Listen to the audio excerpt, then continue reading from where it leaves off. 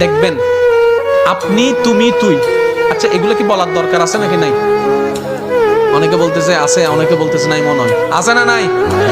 মানুষ মানুষের সাথে কথা বলে তিনটা সম্বোধনে, একটু খেয়াল করবেন। আমি বলবো, আপনারা শুধু মিলাবেন, আপনি, তুমি, তুই। ওকে? যত ঝগড়া হয়, সম্পর্ক ছিন্ন হয় ঝগড়ার কারণে। তাই ঝগড়া যে হয়, কোন কোন সম্বোধনে ঝগড়া হয় একটু বলেন তো, সম্পর্ক ছিন্ন হয়? সবচেয়ে মারাত্মক হচ্ছে তারপরে তুমি। আপনি বলা সম্পর্ক ছিন্ন হইতে দেখান তো,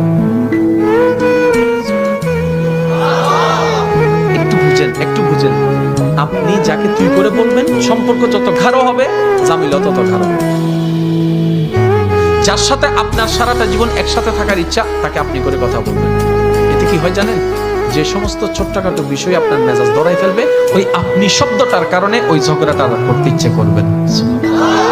এনিহাউ আমাদেরকে সুখে থাকতে হবে, সেজন্য সুখে থাকার রাস্তাটা বের করে আনতে হবে। আল্লাহ সবাইকে বুঝার তৌফিক দান করুন। আল্লাহ পাক আমাদের সবাইকে নেক পথে চলার তৌফিক দান করুন।